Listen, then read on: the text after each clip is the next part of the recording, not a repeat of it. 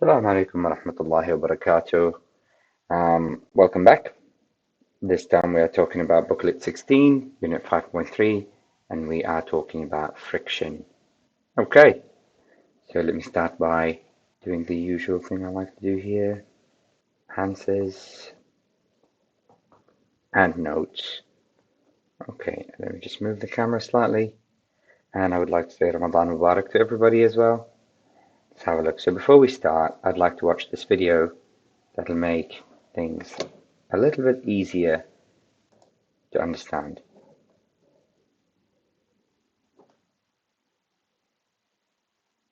We're going to look at two kinds of friction, static and kinetic friction.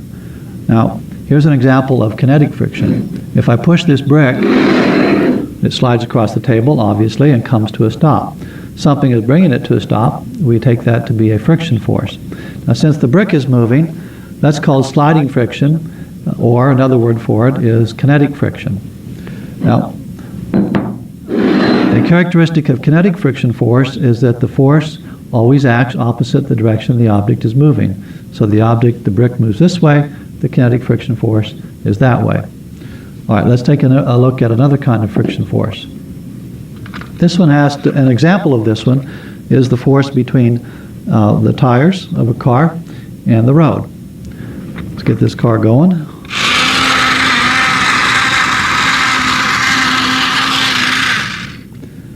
Now, the force that pushes the car along the road, forward along the road, is a friction force. Now, that may seem like a strange thing to say. After all, isn't it the engine that moves the car? Well, you certainly need the engine in order to move the tires, but you need the road in order to move the car. To see why that's true, suppose I turn on the engine. But with no road, it doesn't go anywhere. The tires simply spin. The road provides the friction. What's actually happening when the tires are in contact is that the tires are pushing backward on the road, and the road is pushing forward on the tires. This is an action-reaction pair of forces that acts according to Newton's third law. So tires push back on the road pushes forward on the car, or on the tires.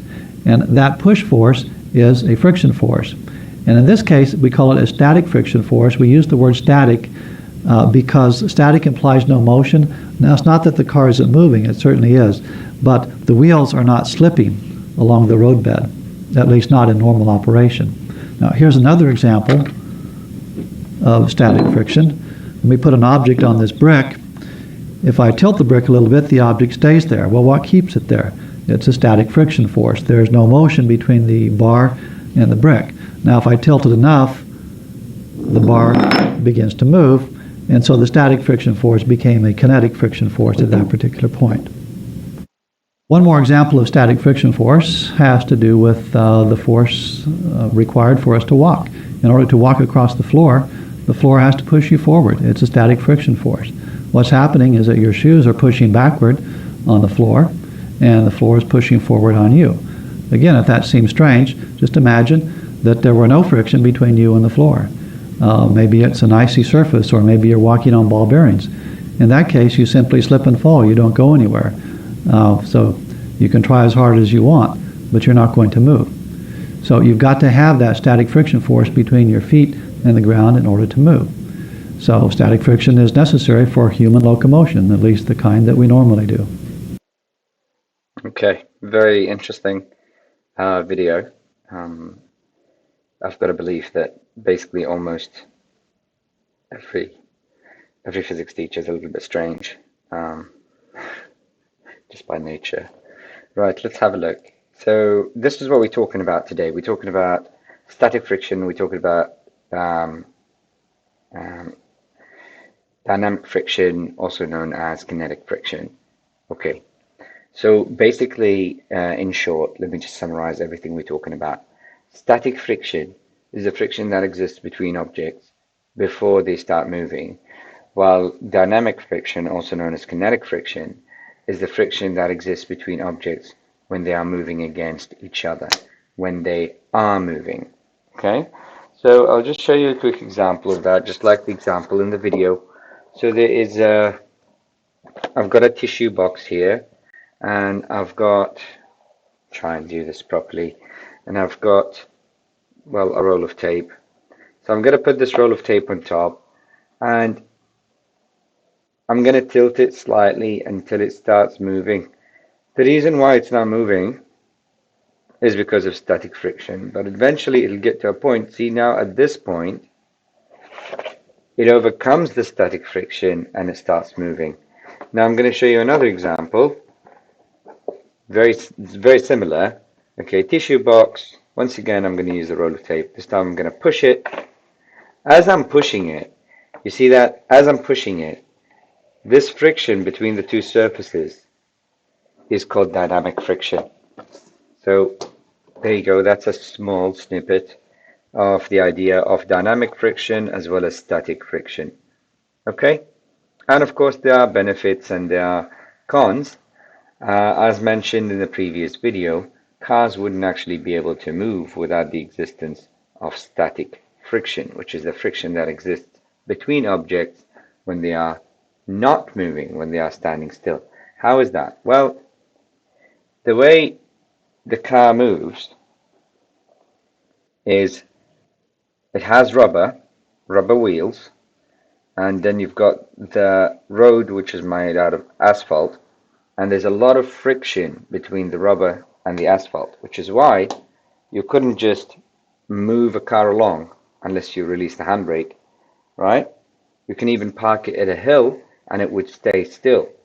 That's because there's a lot of static friction there. Now, the way I want you to imagine that is if there was no friction on an icy day or somebody spilled some oil on the road, what would happen to the wheel? It would spin, but it would spin in its place. Okay? And so you need that friction in order to actually push against the road and push yourself forward. And if you're a little bit confused, don't worry, we're going to be doing some examples and inshallah it'll become clear. So friction resists motion, friction is a force, friction is measured in newtons. And there are benefits to friction as there are cons as well. Of course, most things where things are rotating or things are spinning, like a bicycle tire, for example, we put ball bearings in the middle there so that it doesn't squeak, it doesn't reduce friction as much as possible, basically. That's the aim. What's another example? If I've got a fan, if I've got a fan in the room and the fan is spinning or rotating, I don't want that fan to have a lot of friction because then it's going to slow it down, it's going to overheat. So I'd like to reduce the friction on the fan. Another one that I can think of is when opening doors, for example, the hinge at the door.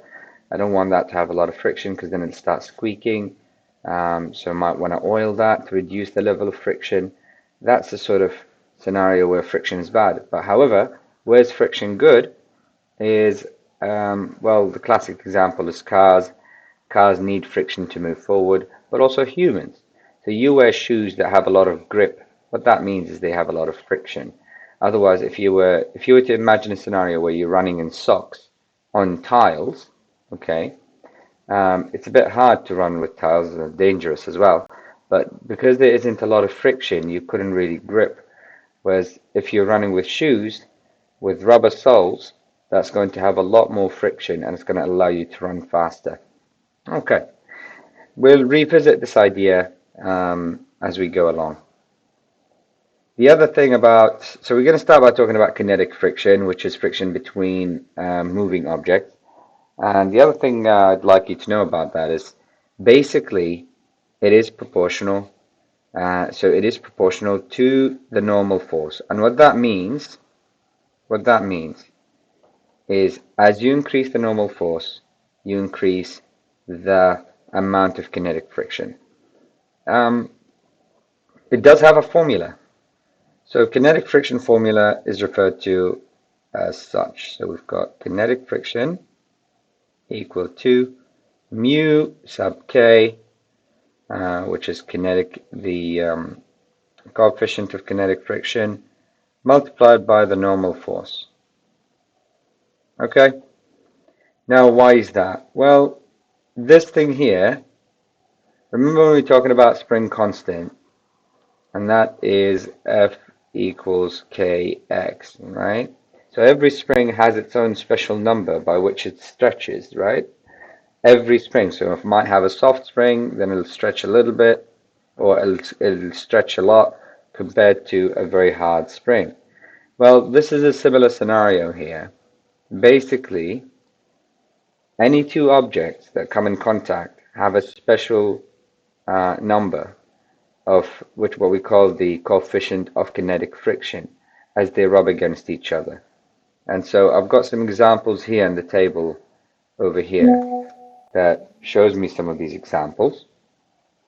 So for example, rubber on concrete, and that is the value of kinetic friction.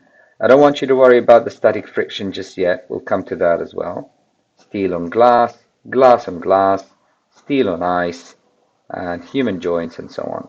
And as you can see, the higher the coefficient of kinetic friction, the more friction you're going to have between the two surfaces. Okay, so let's have a look here. So that's the formula. What happens? So I've already explained that one. What about the normal force? Well, the normal force is also important because it means that the contact is going to be much more established. And what I mean by that is this. I want you to pay very close attention. When we're talking about two objects rubbing against each other, or they are in contact with each other, we're talking about the microscopic level. So let's say, for example, I have one object on top, and it might look really smooth. It might look really smooth, like a calculator, for example, sliding on top of a tissue box. So this looks smooth, this looks smooth. And if I put this on top of that, obviously they're very, very smooth, aren't they? So why is there friction between them? Well, when we're talking about static and kinetic friction, we're not just talking about what we see with our eyes. Oops, we're talking about, oh, it went all the way. We're talking about the microscopic level. So even though the calculator looks really smooth and the tissue box looks really smooth, in reality, this is what the surfaces look like in reality. Now, what's going to happen if you push the calculator against the tissue box a bit harder? So for example, so here's the tissue box. What if I put more weight on the calculator? More weight, more weight, more weight. It's going to form a much more solid connection with the tissue box. And so what that means for us as physicists is that this area here is going to be less. When you add more weight, the area is going to be less, that gap is going to be less, and therefore the contact between these ridges is going to be more, and you can see how friction is going to be more. Okay? So if there's more weight, there's more friction. Well, why am I talking about weight when there's normal force here? Well, normal force is equal to weight, remember? So basically when we have an object sitting on a table, we have weight acting downwards, which is W equals mg, the mass times the gravitational acceleration, which is 9.81.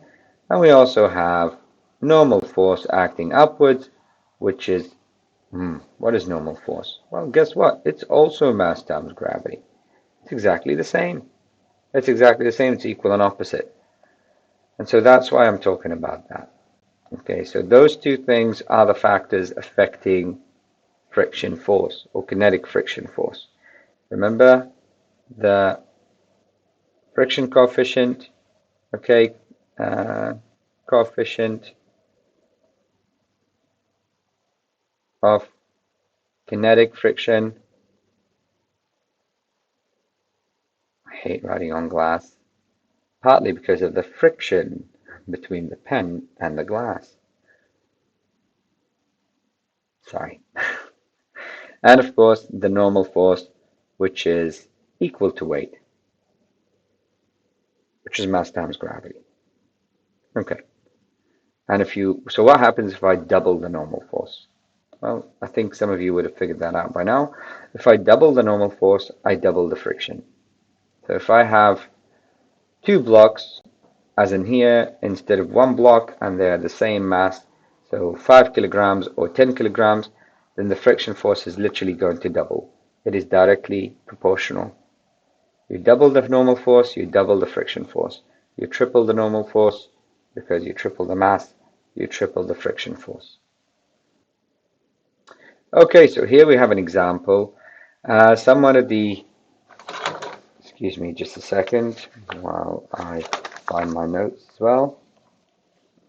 Someone at the other end of the table asks you to pass the salt. You slide it across, Feeling quite dashing, you slide the salt shaker with a mass of 50 grams in the direction. In that direction, the shaker slides with an acceleration magnitude of, so there we have the acceleration. And I always like to do, I always like to do this. You don't have to do this, but I always like to do this. That's the mass, that's the acceleration. You might be saying, well, it says it right here.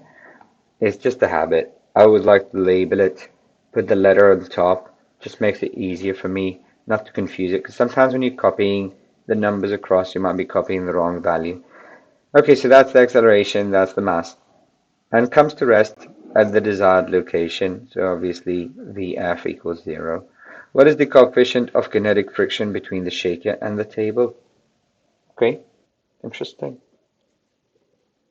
Right.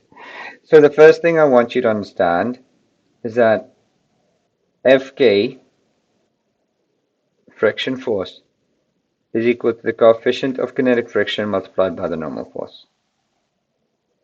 Right.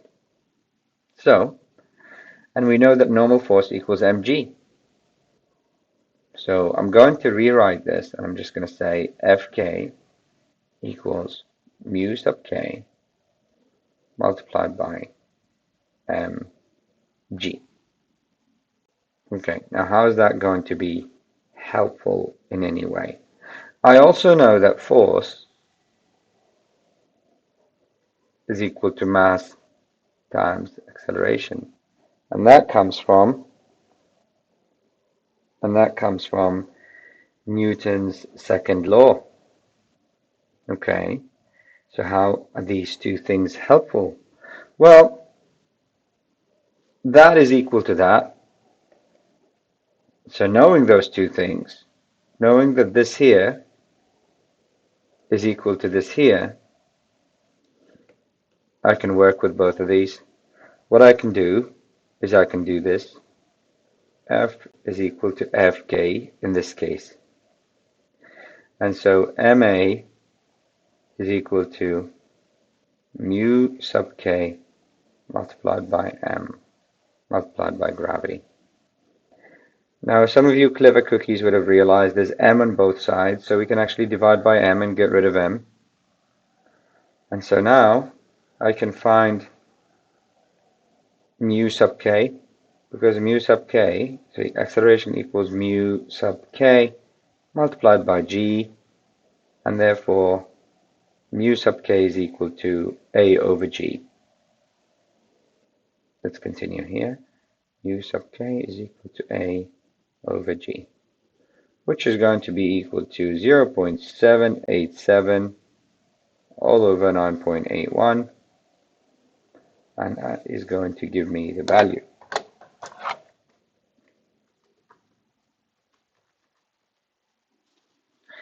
And that is 0.08. What is the unit for the coefficient of kinetic friction? There is no unit, it's a ratio. So much like spring constant, it's a ratio that exists between two numbers. It's just basically a number. It doesn't have any units. Okay, and the reason we know it doesn't have any units, think about it. This here is friction force, and that is mu sub k multiplied by normal force. Okay, so what is the unit for normal force? We know the unit for normal force is going to be newtons. We know the unit for friction is going to be newtons. So you can see that this is actually a constant. It is a number. It doesn't have a unit. Okay, let's move on. So here we have a follow-up. Suppose the coefficient of kinetic friction is equal to 0.120. What is the acceleration of the salt shaker in this case? So let's go back a bit. So we have a situation where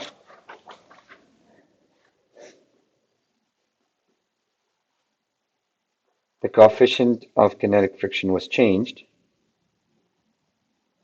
Okay, so this is where we settled at, right? We said that mu sub k is equal to a over g. So this time they're looking for the acceleration, aren't they? And we know from the previous example that this is what we had. A equals mu sub k times g. So I'm just going to write it over here. A equals mu sub k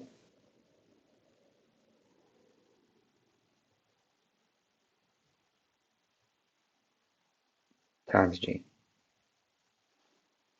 Now they've changed mu, so it's going to be A is equal to 0.120 multiplied by 9.81, and that's going to give me 1.18 meters per second squared. 32. A baseball player slides into third base with an initial speed of 4.0. If the coefficient of kinetic friction between the player and the ground is 0.46, how far does he slide or does she slide before coming to rest? Oh boy. Okay. So back to what we know. Here's what we know. We know that force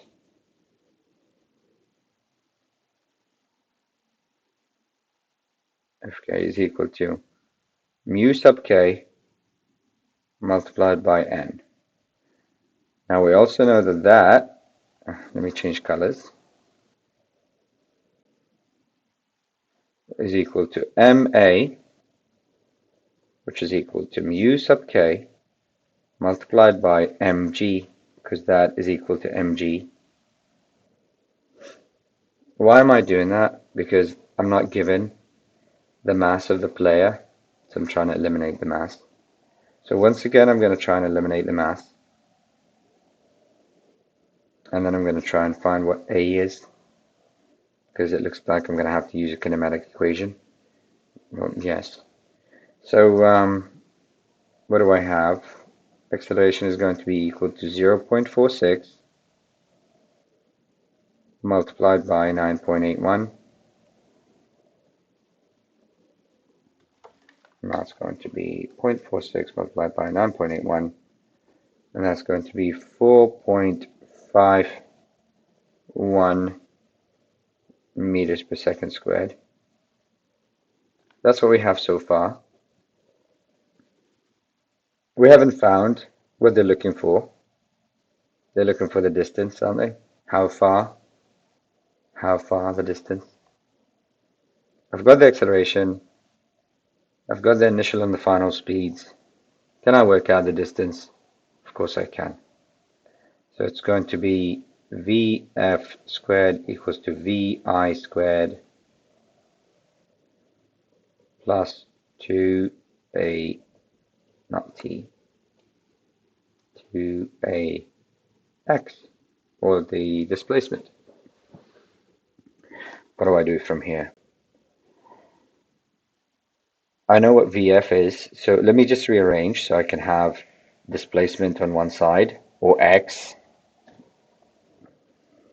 So it's going to be Vf squared minus Vi squared all over 2a, and that will give me x, which is going to be the displacement. Okay, so what's the final speed? Final speed is 0.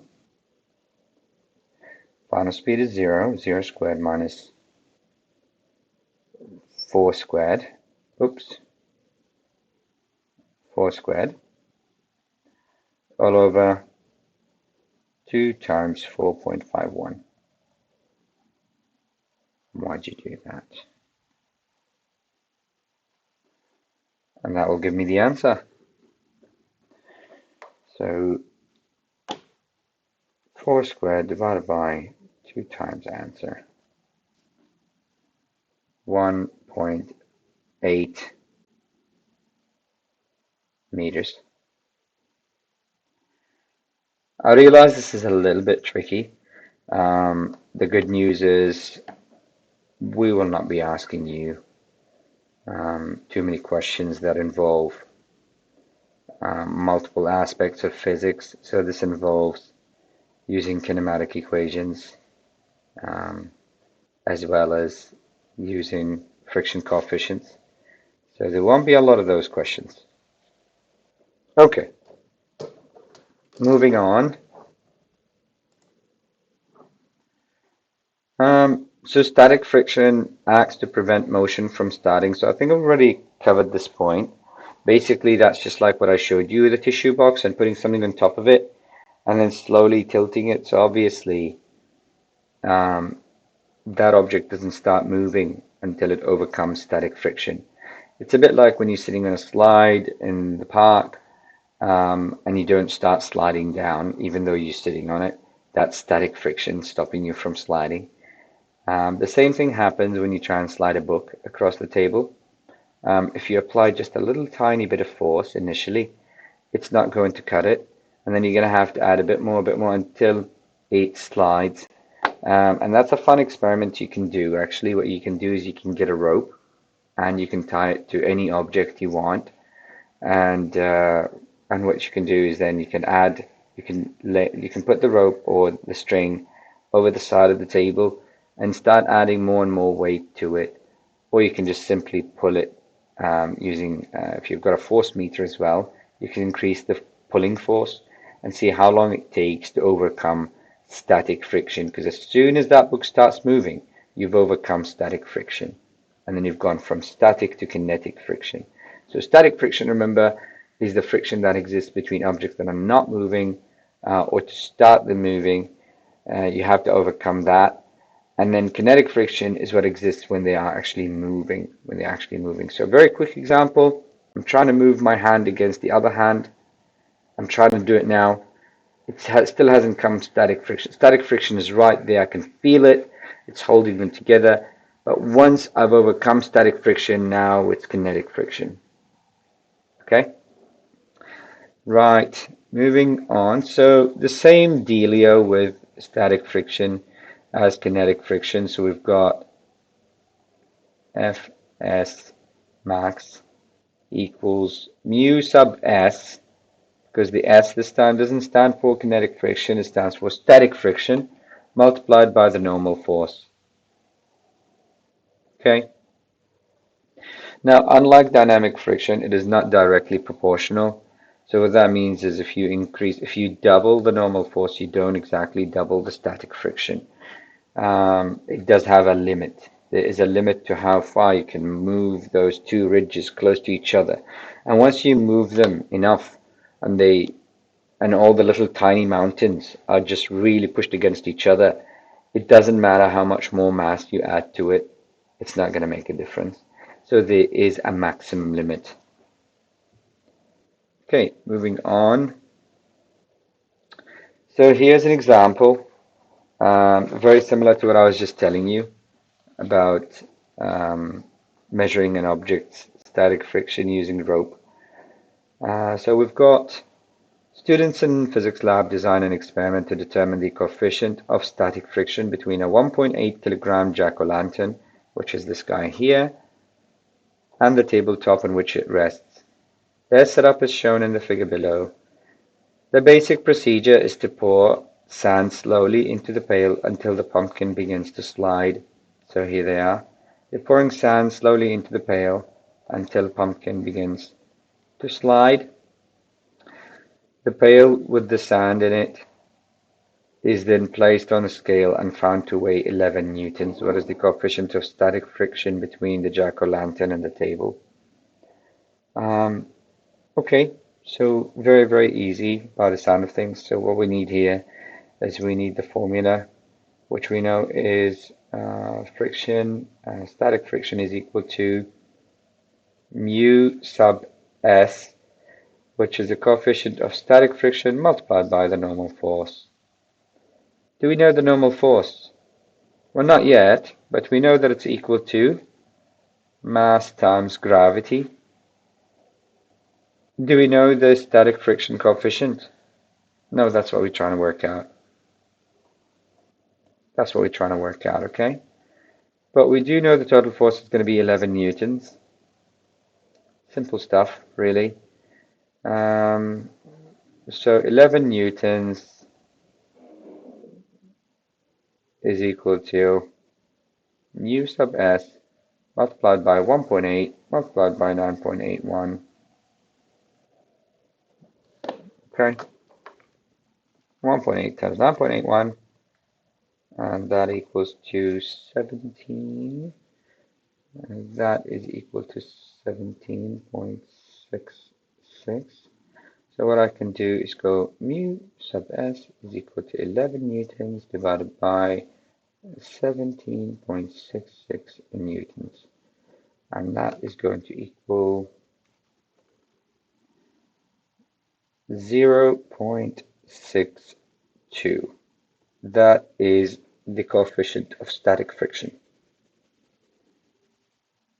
Okay.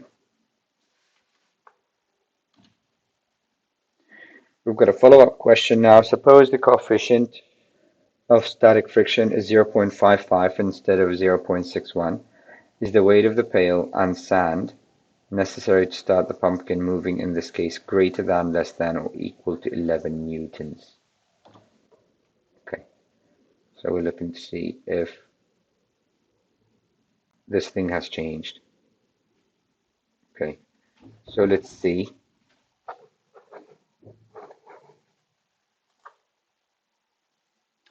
Okay, so what we're looking for here is to change the weight, which is going to be that force on top. And you might be tempted to say, well, hang on, the normal force is the weight.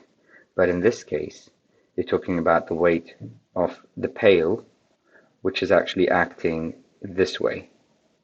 Okay, so they're not looking for mg, which is down here, which is the normal force. They're looking for the weight of the pail, which in this case is actually the force acting on the right. Okay, so it's over here. So they're changing that from 11 newtons, because it was 11 newtons before, and they're changing it to something else. Oh, let's have a look. Oh no, they're changing this static friction, and they're wondering if that will change. The pole's going to change. Yes, of course it'll change. Yes, of course it's going to change. How is it going to change? Okay, well, let's see. That is equal to 0.62, right? Static friction is 0.4, suppose friction is a bit rather than 0.61. Oh, okay. So you want it to be 0.55. Let's see what happens. 0.55 is equal to 17.66. And then we have the new force here. So what's going to happen to it? So I can tell you right now, it's going to decrease, obviously, 0.55 times 17.66, and that's going to be 9.7 newtons, whereas before it was 11 newtons. So obviously, when you decrease the coefficient, when you decrease the static coefficient, you've decreased the amount of force needed to move the object. You don't need as much force to move the object. And then it says, calculate the required weight. Well, I just did. It's 9.7. So that's easy enough. 9.7 newtons. Okay. So that's both A and B. What about 34? When you push a 1.8 kilogram book that is resting on the tabletop, a force of 2.25 newtons is required to start the book sliding. Here's a scenario. We've got a tabletop and we've got we've got a tabletop and we've got a book on top of it, and we're pushing the book with a force of 2.25 newtons. But of course, just a second. Hi, Susu. What do you want? It's my daughter. Excuse me. I'm just going to pause the video slightly. Sorry about that. And we're back. So, when you push a 1.8 kilogram book that is resting on the tabletop, okay, so we've got. Oh, no. Let's go back. mg acting down. So it's going to be 1.8 multiplied by 9.81, and that's going to be equal to the normal force, whatever that is. What are they looking for? The force only required. So that is the kinetic, that is the static friction force. But they're saying the kinetic friction force is going to be 1.5. The kinetic friction force, so once it starts moving, the force to keep it to overcome is only 1.5. So that's the kinetic friction force compared to the static friction force. And they're asking for the coefficients of static and kinetic frictions. So it looks like a tricky question, but it really isn't. So let's start with the static friction. So the static friction is going to be equal to Fs equal to 2.25 newtons, right? And we know that we're trying to find Ms, and we know that N is equal to 1.8 times 9.81. So we've got everything we need, really, because of course this equals mu sub S multiplied by N. And so we've got everything we need. So it's going to be 2.25 divided by 1.8 times 9.81, and that's going to be 0.1. Let me write it in a different color. 0.127. Okay. Whereas that's for static friction. Let's work out kinetic friction. Now we know that's going to be 1.5 newtons.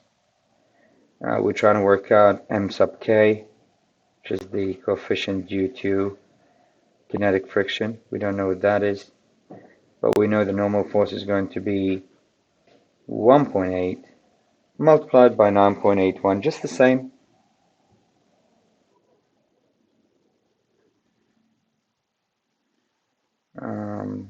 So it's going to be 1.5 divided by 1.8 times 9.81, and that's going to be 0.085, and there's of course no units. So that's the answer for MK, and that's the answer for MS. Simple as that. Okay, that's that.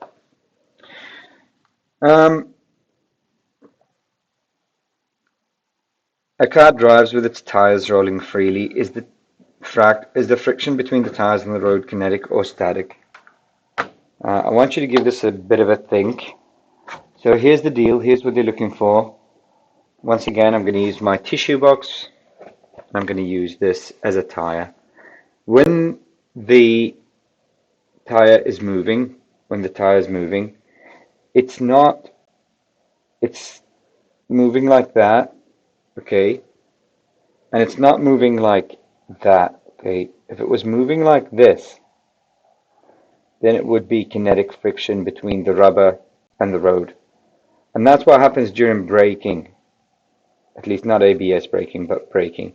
Now, what the tire is doing is moving like that, and it's relying on static friction in order to actually propel the car forward. So in fact, that is static friction there. And here we have just a quick summary on a system in the car that's used for safety called ABS braking. ABS stands for anti-locking braking system, or anti-lock braking system, which means the tires don't just, when you push the brakes, they don't lock. They lock, but then they intermittently release, so you can still move the wheel, or the wheel will still move, rotate ever so slightly. So it just goes. So rather than just pushing the brake and then it locks the wheel and then you're sliding with that kinetic friction, instead you push the brake and it locks the wheel momentarily and then releases it, locks it, releases it, locks it, releases it. And what that does is it allows the driver to control the wheel, because even though you're braking, it's not locking the wheel permanently, so it allows you to steer the wheel. Let me just show you what that looks like in an animation that'll make things a lot easier. Let's watch the animation. When the driver fully applies the brakes in a vehicle without the anti-lock brake system, the brakes can lock. This causes the wheels to stop turning, which makes the tires skid. Skidding tires have very little grip and are not effective at stopping or turning the vehicle, so the driver may be unable to take evasive action. With ABS, when the driver fully applies the brakes, the system uses sensors to detect any brake lockup and rapidly pulses that brake to prevent it from locking. This helps to prevent skidding so the tires can maintain grip. It also helps to allow the vehicle to be steered around obstacles while braking. One way to think of ABS is allows braking and steering. Okay. When the driver fully applies the I hope that made sense. It's a very good system and of course saved millions of lives.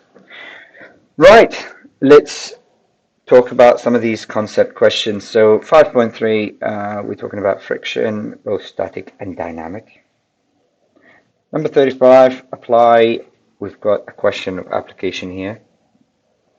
A book slides along a table and comes to a stop.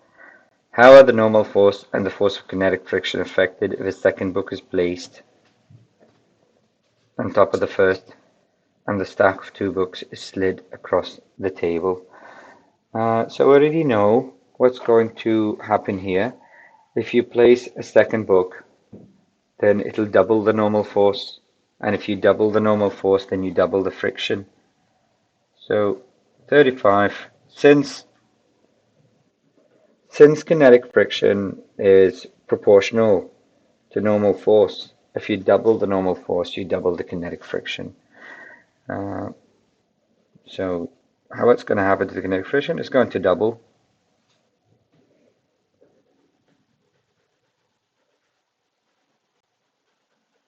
"36. How's the coloring coming along? Very nice, keep going. A classmate tells you that making the shortest possible stop on your bike requires you to lock the brakes and skid to a stop. Is he correct? Explain. Okay, so obviously locking your wheel as you push down on the brake fully. Yes, that does apply a lot of friction and it's going to cause you to slow down. But is it going to give you the shortest possible brake?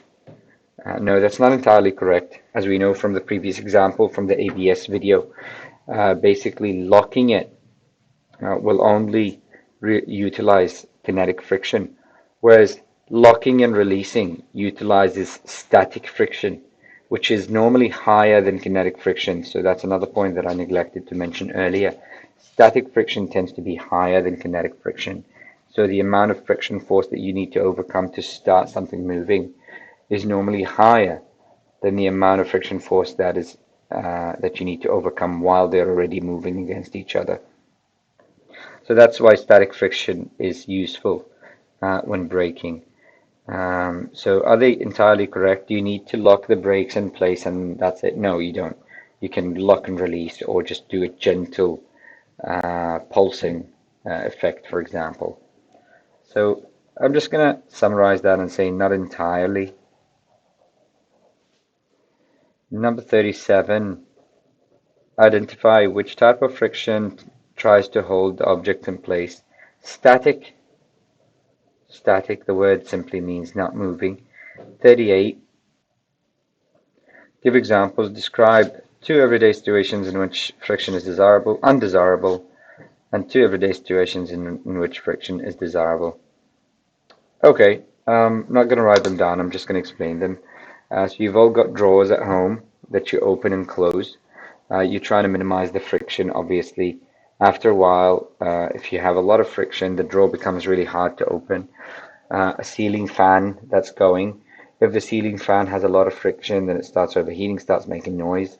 A door hinge, if it has a lot of friction, then it starts squeaking and making that noise when you open the door and close it. So those are undesirable situations with friction. Desirable situation with frictions. When you're driving a car, you need a lot of friction between the tires and the road. If you're driving a fast car like Formula One, then the tires are really fat, because of course you need as much traction, as much friction with the road to push the car forward. Another situation is runners. Runners obviously rely on shoes that have a lot of friction with the road, with the track. Otherwise, you're not going to be able to move forward. Imagine a scenario where there's ice or there's oil. They won't be able to run at all. So that's why that's a situation where friction is highly desirable. Okay, so that's done. Let's look at 39. 39 says calculate. You want to slide a 0.27 kilogram book across the table. If the coefficient of kinetic friction is 0.11, what is the force required to move the book with constant speed? Um, okay, so what is the force required to actually start moving the book is what it should say. Um, so that's going to be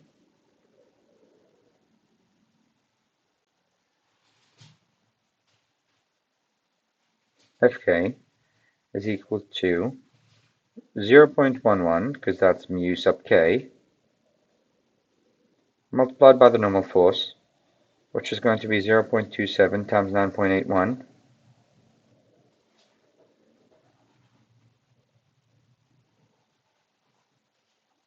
Okay, that's it. It's just simple multiplication. 0.11 times 0.27 times 9.81.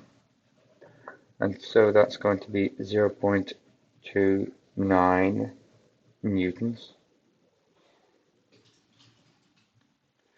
I'll do 40 and then I might call it a day. Let's see. You want to slide a 0.39 kilogram book across the table. If the coefficient of kinetic friction is 0.21, what force is required to move the book with an acceleration of 0.18? Okay, so it's a slightly trickier example this time. Um,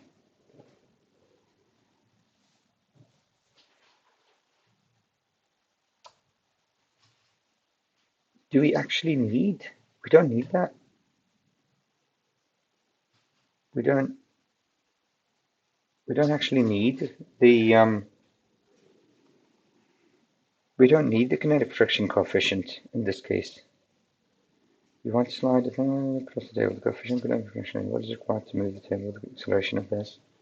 So in this case, I can just jump straight into force equals mass times acceleration, which equals 0.39 multiplied by 0.18.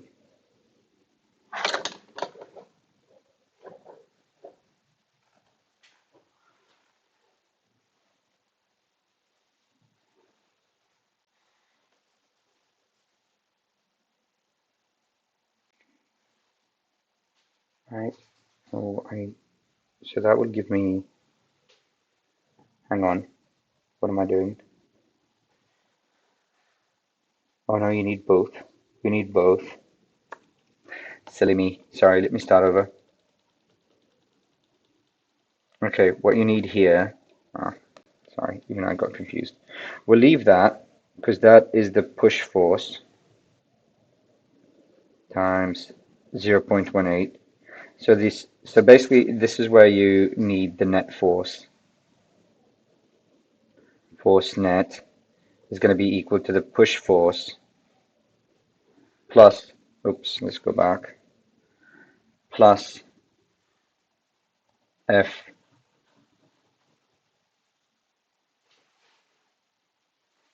dash K. So I need to work both of those things. So this one's easy.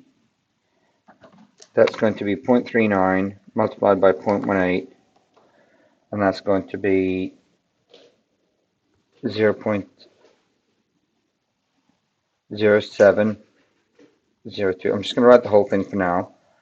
0.0702. And then, what is the force of kinetic friction in this case?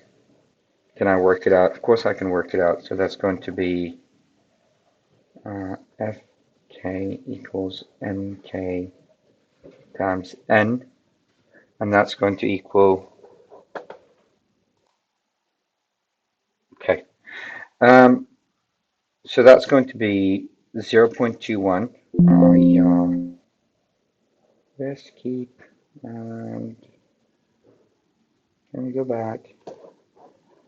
Oopsie daisy. I'm sorry, I'm just having some technical difficulties here. Let's see if we can go back. Okay, so that's going to be 0.21 multiplied by mg, which is going to equal 0.39 times 9.81. Oh yeah, that's easy too. 0.21 times 0.39 multiplied by 9.81, and that's going to be equal to 0.803. So now we have 0.803 over here. So that's going to be plus 0.0702. And the answer, the total force, is going to be 0.874. Okay, newtons. I'm going to leave you to answer these two because the video is running a bit long now. And best of luck on this. Don't worry too much about static and kinetic frictions. It is going to be in the exam, but it's not going to be a big part of the exam, and we'll do a lot more towards the end during revision week and such. So best of luck. I'll see you in the next one.